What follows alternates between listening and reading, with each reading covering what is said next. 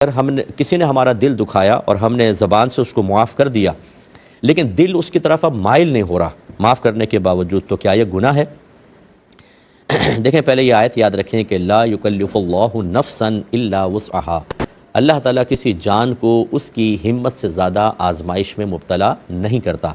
تو لہذا جتنا ہمارے قدرت و اختیار میں جب ہم وہ کر لیتے ہیں اور کسی ایسی صورتحال میں داخل ہو جائیں کہ وہ ہماری قدرت و اختیار سے باہر ہے، تو اس آیت کے مضمون کے مطابق اس پر کوئی گرفت نہیں ہوتی۔ ہمارے اختیار میں کیا تھا؟ کسی نے دل دکھایا تو ہم اس کو درگزر کر دیں، معاف کر دیں، یہ عظمت کی بات ہے، تو آپ نے زبان سے معاف کر دیا، درگزر کر دیا، لیکن بعض وقت قلبی کیفیات ہمارے تابع نہیں ہوتی۔ جیسے سگے والدین کو بھی آپ دیکھ لیں، اگر 5-6 بچے ہیں تو کسی بچے کی طرف تو دل بہت ہی مائل ہوتا ہے اور دوسروں کی طرف کم ہوتا ہے،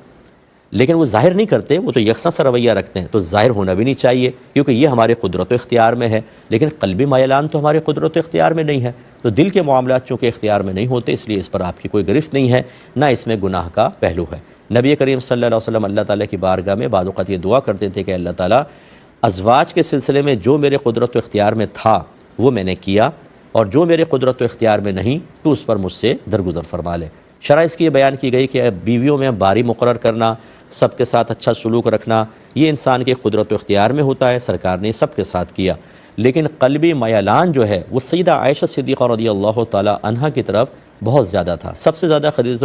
بی بی خدیجۃ الکبریٰ رضی اللہ تعالی عنہا سے سرکار محبت فرماتے تھے، اور وہ تو چونکہ ان کا وصال ہو گیا تھا، پھر جو ازواج میں سب سے زیادہ حبیبہ جو تھیں وہ سیدہ عائشہ تھیں، تو سرکار یہ کہہ رہے ہیں کہ یا رب کریم، میرا دل جو عائشہ کی طرف زیادہ مائل ہے، یہ میرے قدرت و اختیار میں نہیں، اس پہ تم مجھ سے درگزر فرما لینا۔ امید ہے کہ بات سمجھ گئے ہوں گے۔ ایک انہوں نے پوچھا ہے کہ بعض اوقات بچیاں جو ہوتی ہیں وہ اپنے سسرال میں جو کچھ معاملات ہوتے ہیں وہ آ کے میکے میں بتاتی ہیں تاکہ دل ہلکا ہو جائے، لیکن کوئی غیبت یا چغلی کرنا مقصود نہیں ہوتا، تو کیا حکم شرع ہے؟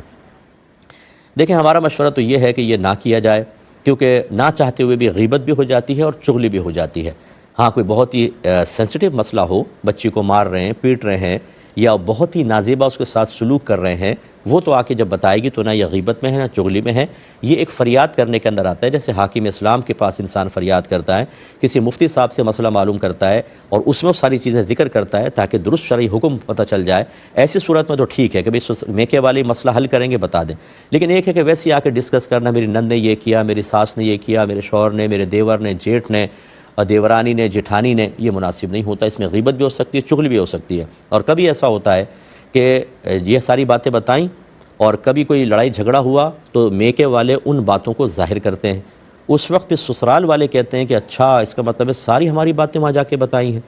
اب اگر صلح بھی ہو جائے تو وہ بچی ویسی عزت نہیں پا سکتی جو پہلے تھی، یعنی وہ آتی بھی دور سے تو خاموش کروا دیتے ہیں کہ آ رہی ہے پھر جا کے سب بتا دے گی، یعنی کھچاؤ کا سا ایک منافقانہ سا ماحول بن جاتا ہے۔ اس لیے بچیوں کو چاہیے حتی الامکان وہاں کے معاملات کو فیس کر کے ان کے راز کو راز رکھیں، جو بہت ہی ضروری مسئلہ ہو کہ آپ اذیت مسلسل میں ہیں، یا پھر اگر ابھی انیشیل اسٹیج پہ نہیں روکا تو آگے بہت بڑا بگاڑ پیدا ہوگا، وہ آپ شکایت یا غیبت کی نیت سے نہیں بلکہ مسئلے کے حل کی نیت سے بتا سکتے ہیں، اور اسی کو بتائیں جو اس کے حل کرنے کی صلاحیت رکھتا ہے، ورنہ تو پھر کیا فائدہ، جب سامنے والا حل ہی نہیں کرے گا تو خالی دل کے پھپولے